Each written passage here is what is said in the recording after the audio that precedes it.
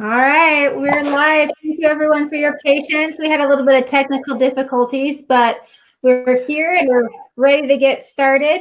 We're Roland and Alicia Brown with Black Swan Team of Remax Town and Country, and today we have Steve Spencer with Steve Spencer Photography, and he's here to talk to us all about photography. How y'all doing? We're doing good. Good. And just for the record, I think I'm the one with the technical difficulties over here. It's all me. It's all me. It happens in the ether, and we'll there you go. So yeah, we've known you what, 2.5 years? Been yeah. I think it's been longer than that. Yeah, Roland was the first one in the neighborhood to show up and unload my my moving van, so that was nice of Roland.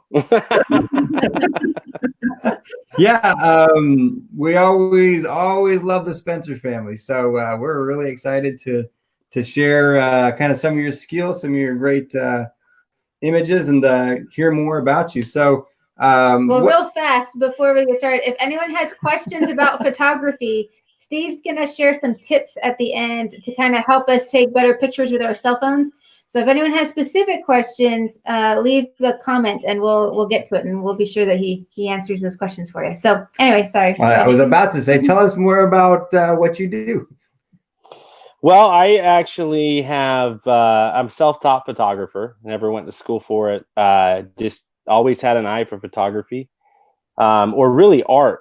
But I started out drawing photos in high school, portraits, and then when I went to England, I really fell in love with the camera. So I didn't have a lot of time to really draw. So I started to kind of hone in on my craft then. I got home and decided to work as a photographer for a company, and things went really, really well. They asked me to be a manager, and then I decided I was going to go on my own, and so they offered me some partnership. Stuck it out for a little while and decided that I just needed to grow my own business. So that's been 15 years, kind of in the making. And I've photographed over 600 weddings and in the last 15 years. So do you do exclusively really weddings? I don't advertise a whole lot of family, but and there's some on my website, but I don't turn anybody away. I just know my craft is really just weddings, and I really enjoy it. So awesome. So what is it about the weddings that you're really drawn to, that you chose that as your kind of niche? So I'm drawn to weddings because I like the pressure.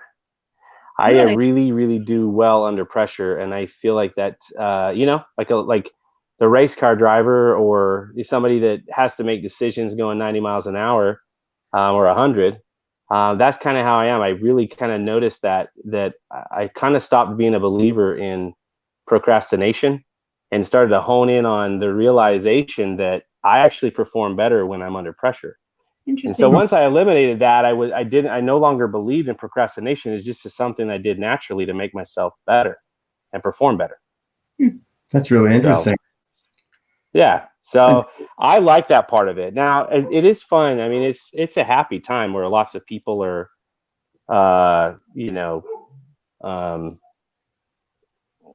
getting married and love is in the air, and there's lots of family that's around. So that's a good part of it too, is that it's a lot of, I've never really had a wedding where I've had a really bad experience, because, most of the time people are all happy and it's a good time. So I haven't really had any like really bad stories.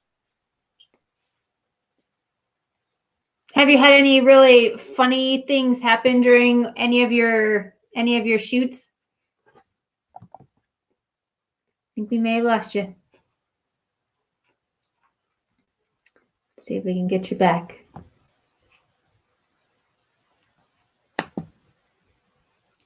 Hold on.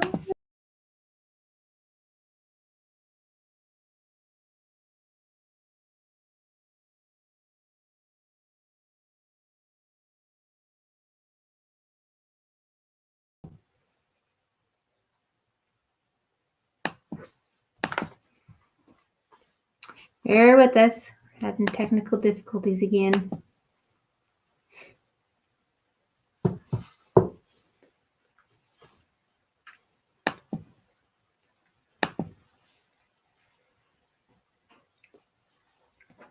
Well, while we're waiting for Steve to get back on, we'll kind of show you through his website a little bit. He want to pull it up on our screen real fast for you. Can you hear me? We can hear you. Yeah. Okay, I'm sorry. My phone is it's wigging out, so we're gonna have to go without picture. I'm so sorry. No, you're totally fine. Yeah, we're gonna. Okay, sorry about that. At least we're back. At least we're back. Tell me if you see me. You can just throw one of my beautiful photos up there if you want. Yeah, I was gonna say we're just gonna share our screen and bring up your website. So Cool. while you're talking, we'll do pictures. Yeah, I'm really sorry that I tried to get it back up, and I think the computer's going to be better. So, anyways, I was talking about just good vibes, good people, and it's just a good environment, and it's kind of changed as I've I would definitely consider myself kind of old school in a way where I don't use a whole lot of filters. I don't use a whole lot of gimmicks with photography. A lot of my stuff is all just clean. I believe in just delivering really clean photos. Yeah. Right now, like the I don't know how deep you want to go into all this, but right now the craze is like getting on Facebook and putting a few filters on there and things. But for me, if I hand over photography and I hand over my photos and they already have filters on them, it's really hard for you to go backwards at that point. So I'd rather deliver really clean photography without any filters, and then I allow my clients to do whatever they want with them on Instagram or whatever, just so that looking back, they're always going to have really clean photography for years. So when they receive it, it's just a raw image, or is there any like adjustment? Oh no, all of it's edited, but I don't edit with any filters, which I mean, there's not, it's apart from like a black and white filter, but you see a lot of dark green, a lot of photos that are really dark and moody lately. I think it's more, I saw a lot of back in like the early 2000s, I saw a lot of tilt, like it's called I don't know what kind of a tilt it is, but a lot of people were starting to shoot with a tilt their camera on an angle to give it a really cool angle. But so you see photography kind of progress through all of these things that are kind of what's the right word when they're in and out like a fad. Yeah. Like they come in and out. But for me, I decided that I was just going to shoot real clean stuff. Yeah, that's interesting. That the classic style it's always available, I guess. Yeah, and if you it's timeless, and so if you shoot it timelessly, and you just are there to tell a story, and you really understand that you're just there to connect with them and provide a service, you start to learn to work with people in a way that it's not about you, and it's all about them. Because 30 years from now, they're going to open up these albums on their coffee tables, and they're going to look at pictures on the wall, or maybe pull pictures from an attic. But you want it to still be as relevant as it was the day you took it. And that if you muddy it up with Photoshop and you muddy it up with filters, you destroy an image, then you're only going to be able to take it back to that point. And so when I hand over photos, I want them to be able to last forever, and in the same way that they were taken, and in the same mood. Because it's not about capturing light, and it's not about what the sunset looks like behind somebody, or how cool the wall was that you're standing next to. It's about capturing the emotion of the couple inside that photo that's going to make a difference. And that can be family photos, that can be engagements and weddings, or whatever it is you're photographing. You got to be able to draw the emotion from the photo. Yeah. In a real way. I love that. Yeah, and then what's really interesting there is, like, I think it's easy to want to be the artist, but it's somebody else's wedding. So it sounds like you're letting them be the hero.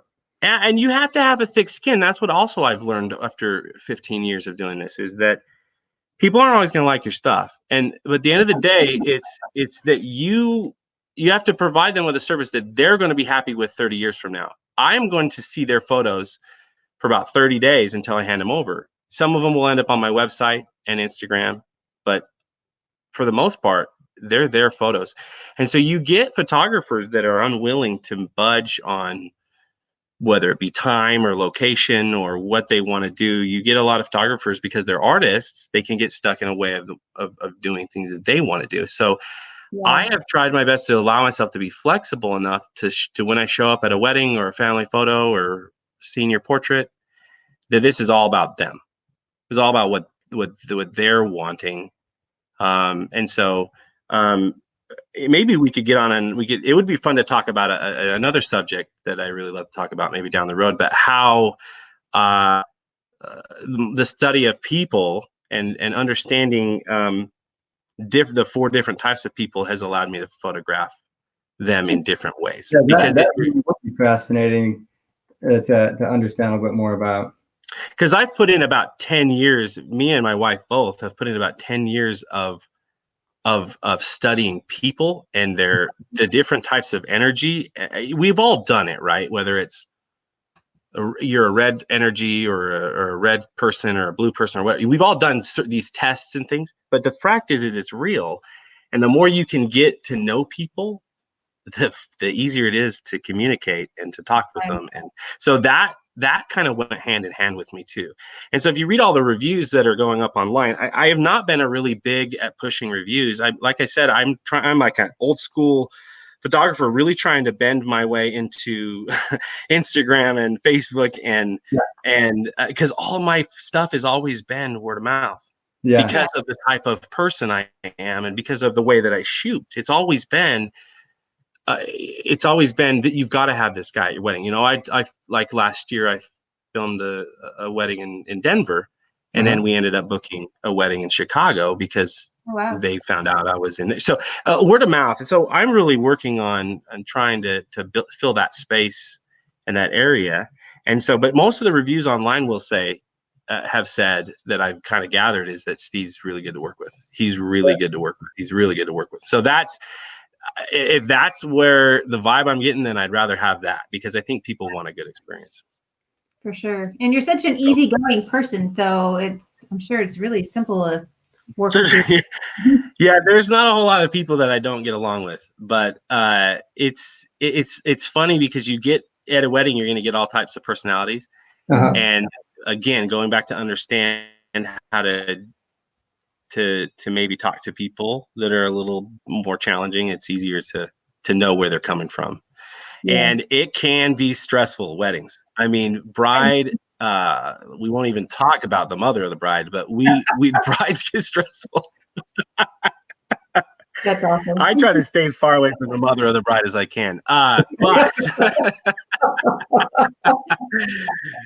I'm just kidding. No, but most of my experience has been pretty good. So yeah. Yeah, that's really cool. So as far as working in photography, are there any like standout stories that these couple of things happened, or I guess tell us what experiences really stand out for you? Well, I'll go back because I get this question actually quite a bit, and I have been really blessed with I think attracting clients that I've always really gotten along with. And I answer that this way because I feel like after I kind of reached the threshold after about 5 years, I knew what clients I was looking for. So I haven't had any like really big crazy stories of like cops showing up and breaking things or I've seen some really good arguments, and it's funny because we just because we're married and you marry and they're newlyweds, it's still there's no justification for stepping on the bride's dress, you know what I mean? And so I've seen many of first fights as couples and little snippets. No. Just minutes after they tie the knot, Oh, that's hilarious. into arguments because like, you're stepping on my dress, get off my dress. And it's so funny. And then by the time the night's over, they've had a few drinks, that dress is completely filthy. So it really doesn't really matter. But do you ever get pictures of the filthy dress? oh yeah, I've got some. I actually, for a while in about in the 2000, I think they're still doing it some places, but I think it's kind of catching on again. Maybe it was kind of early back in like the 2000 something in 2010, 2011. They would do what I saw a couple of things where people would do photo shoots they were kind of signaturing trash the dress sessions, and I saw some where people would get in mud fights with their newlywed, or they are submerged in water, or I saw one by this guy out of Vegas called Alt Photography, or Alt Photography, I think, Alt Stop or something. He burned a dress that he had superimposed the bride in, and they had made like a stand out of wood to hold the dress. He lit it on fire, photographed it, put the bride in the same spot. I mean, it's some of these guys and the hacks that they can do with Photoshop is amazing. So but that is fine. Just reminded me, like, yeah, I mean, your dress is trashed anyway. You might as well. Maybe some brides think it's a cool idea to completely destroy it. So I have not done one of those shoots, but I would love to for anybody willing. Sounds interesting. So I still have my old dress. I didn't or anything. That's funny. Funny. Well, we haven't done family photos for y'all. We probably should do that, and then you could post some of them. Yeah, we definitely. Listen, man, we'll work it out. We'll get as soon as we can get outside and do it. We should do it. Awesome. Yeah, that sounds like a great idea. And you could post some, and then as a follow-up to the video. Excellent. Yeah, we definitely want you on several times, because I know that photography is kind of something that everyone's interested in, and everyone always wants to know, how can I make my pictures better? How can I do this? How can I do that? And I think that deserves several iterations, because I think people always want more about that. Plus, we want to be able to see your face. So yeah, we'll get the video going. I mean, I just need to buy like a cheap little video to go on top of my photography computer. Then I'll be all set. That's awesome. So, but we'll work out the kinks next time. But yeah, I mean, if you have time, I can maybe answer a quick one real quick, if that helps, or if you want to wrap it up for another one, it's up to y'all. Yeah, let's. Why don't you go ahead and give us a quick teaser tip for how to optimize our cell phones and picture taking, and then we'll kind of leave an open-ended loop out there that we'll do another one with more diving in depth. But what can you kind of teach us here for really quickly about yeah, I will do it real quick. I'm waiting for Roland's text message to tell me to shut up. Roland, you're gonna have to just tell me to stop, because my phone is, I think it just died. So that's one of the reasons why I wanted to jump on the computer, because I saw it just fading. But just tell me to stop. So a couple of things. Number one, I'll just talk about a pet peeve of mine with cell phones. We take millions of photos a year as Americans, or billions around the world with cell phones. The biggest issue I see, and was one of the reasons why I wanted to get into manufacturing wedding albums, which we could cover on a different call when I was heavily manufacturing wedding albums back in Utah. It sucks that we take so many photos and we're not doing anything with them apart from maybe posting them on social media. I'm missing the days of photos on the walls. I'm missing the days of photos on keychains and things that we show people to start conversations. And hey, this is my family. But it is a good way to do them or to have them and access them. But there are so many more, because I guess we're not, we don't live in the day where we're having to get our film exposed at the store. Right. So I would like to see some innovation and some technology. I even loved like those old those things that would sit on your desk that were screens, and they would just the transition kind of transition through photos. That being said, people are still going to take out their cell phones, and they're going to take 10 or 20 photos when they're at Disneyland or at a wedding or whatnot. And so for me, the very first thing that I talk about is light, and the light, where the light's coming from. The scenery is, when you're photographing people, the scenery is always lower, or the background is always lower on the list than light. And the reason why you want light first is because it's the bread and butter of a photograph. And if you're limited and you see a background that you want, and you don't have the external lighting to really light somebody up, that can be a challenge. So there are many ways you can kind of attack this when you're photographing from a cell phone. The first thing I do is look for shade. I look for all shade. It evens the light out on the people's faces. They're able to express themselves naturally without squinting eyes.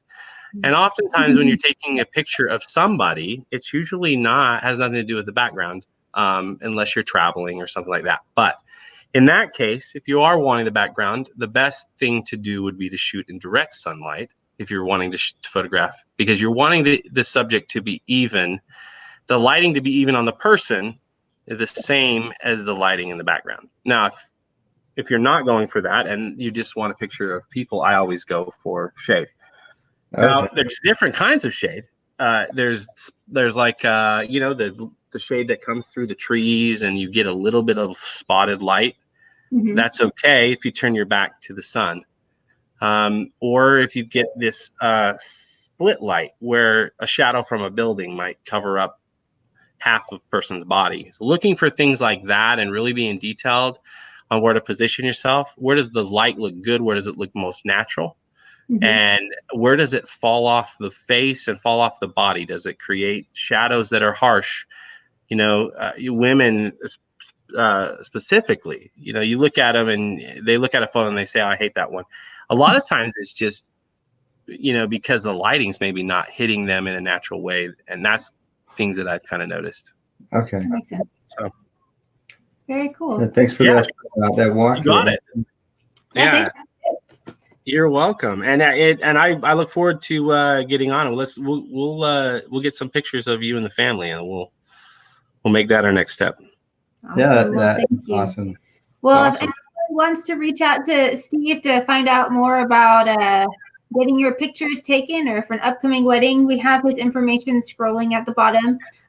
So feel free to reach out to him. He's super talented and super friendly, so I'm sure he's happy to chat with you. But we want to thank you so much for coming, and we'll definitely have you on again where we can see you and interact a little bit more, and we'll get some more tips out to everyone to help them learn some more about how to take awesome pictures. So thank you so much. Thanks. You're welcome. Thanks, Roland. Thanks, Alicia. And let me know if you need anything else. All right. Thank you. All right. We'll talk to you soon. All right. Talk to you later. We'll Bye. talk to you soon. Bye-bye. Bye.